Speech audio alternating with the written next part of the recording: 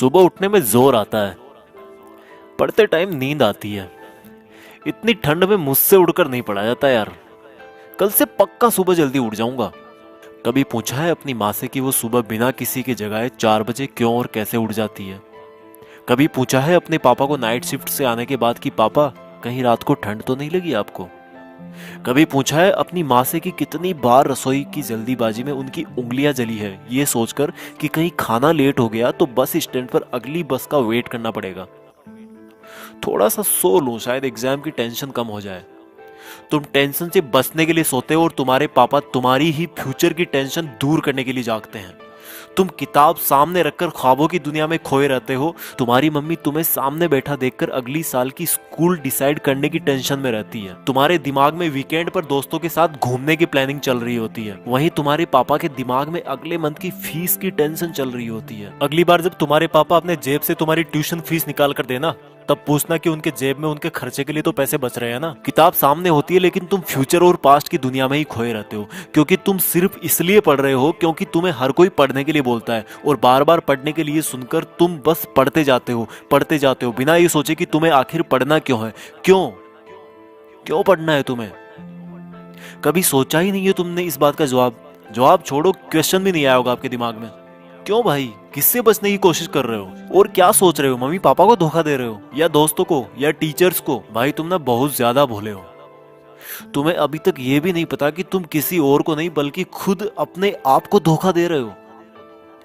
क्यों अपने आप को यार 12 लाख वाली कार के फर्जी सपने दिखा रहे हो? कोई बंगला और आईपैड नहीं मिलने वाला तुम्हें ऐसे पढ़ने का ढोंग रचा करके। ये जो मोबाइल पे तुम डेली दिन में 100 बार फेसबुक और व्हाट्सएप चेक करते हो ना, उससे कई गुना तुम्हारे मम्मी पापा तुम्हारे फ्यूचर के बारे में सोचते हैं। और जब तुम्हारा छोटा भाई या एक दिन तुम्हारा लड़का बड़ा होकर आईफोन या लैपटॉप या बाइक मांगेगा ना, तब तुम समझोगे कि बच्चे की एक जिद पूरी करने के लिए पेरेंट्स को अपने खुद के सपनों से कितना बड़ा कॉम्प्रोमाइज करना पड़ता है। और तुम्हारा पढ़ाई में मन इसलिए नहीं लग रहा क्योंकि तुम सिर्फ पास होने के लिए या फिर कहीं पर सेलेक्ट होने के लिए पढ़ते हो। भाई तुम्हें तो टाइम ही नहीं है अपने आप से 2 मिनट ये पूछने का कि आखिर सब लोग तुम्हें पढ़ने के लिए क्यों बोलते हैं। तुम्हें पढ़ाई बहुत हार्ड लगती है क्योंकि तुम्हें फेसबुक, व्हाट्सएप, इंस्टाग्राम इजी लगता है, सुबह देर तक सोना इजी लगता है, बिस्तर में लेटकर मोबाइल से पढ़ना इजी लगता है। बेटा अपने पापा को भी बोल दो कि बिस्तर में ही लेटकर ड्यूटी कर ले। अपनी मम्मी को भी बोल दो कि सुबह जल्दी उठकर परेशान होने की जरूरत नहीं है। जब तुम्हारे मम्मी पापा तुम्हारे लिए लेट करके खाना नहीं बना सकते, तुम्हारे लिए पैसे कमाने के लिए लेट कर नौकरी नहीं कर सकते, तो तुम क्या जादू मंत्र चला दोगे बिस्तर में लेटे लेटे? कल पढ़ूंगा, शाम से पढ़ूंगा, मंडे को टाइम टेबल से पढ़ूंगा, हाफ ईयरली एग्जाम के बाद पढ़ूंगा, ठंड कम होगी तब पढ़ूंगा, गर्मी कम होगी तब पढ़ूंगा, कल से जल्दी उठकर पढ़ूंगा, दोस्त के नोट्स मिलेंगे तब पढ़ूंगा, एग्जाम का ब्लू प्रिंट आएगा तब पढ़ूंगा, एग्जाम के 1 महीने पहले पढ़ूंगा, एग्जाम के 1 हफ्ते पहले इंपॉर्टेंट क्वेश्चंस पढ़ूंगा। पास होने से मुझे कोई रोक ही नहीं सकता। ओ भाई, तेरा ना तो कल आएगा, ना तेरा टाइम टेबल 2 दिन से ज्यादा चल पाएगा, और ना ही किसी दोस्त के नोट से तू टॉपर बन पाएगा। हाँ, सही सुना तूने, मैंने बोला टॉपर। एक बार और सुन ले, टॉपर। तू टॉपर बनने के लिए पैदा हुआ है। तू अपने पापा को नाइट ड्यूटी के चक्कर से आजाद करने के लिए पैदा हुआ है, खुद बिस्तर में लेटकर मोबाइल चलाने के लिए नहीं। और रुक एक बार, तूने कल क्या कहा था कि एग्जाम के 2 दिन पहले इंपॉर्टेंट क्वेश्चन पढ़ना काफी होगा तेरे लिए। अपने पापा को भी बोल दे कि वो भी तुम्हारी फीस चुकाने की लास्ट डेट से 2 दिन पहले ही काम पर जाएं। जब वो पूरा महीना काम करते हैं तुम्हारी फीस चुकाने के लिए, तो तुम सोच भी कैसे सकते हो कि मैं अभी सो लेता हूँ और 2 दिन पहले सिर्फ इंपॉर्टेंट क्वेश्चन पढ़कर पास हो जाऊंगा? बहुत हो गया यार, प्लीज अब तो खुद को धोखा देना बंद कर दे।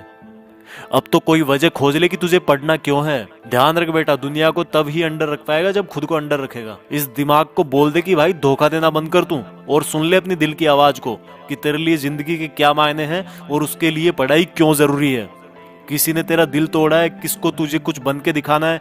बेटा भले ही नौकरी ना लगे और भले ही तुम नौकरी ना करना चाहो, लेकिन ये जो किताबों में जो नॉलेज भरा ना, जो अक्सर देख रहे हो तुम, ये तुम्हें जिंदगी में किसी ना किसी मोड़ पर किसी प्रॉब्लम से जरूर निकालेगा।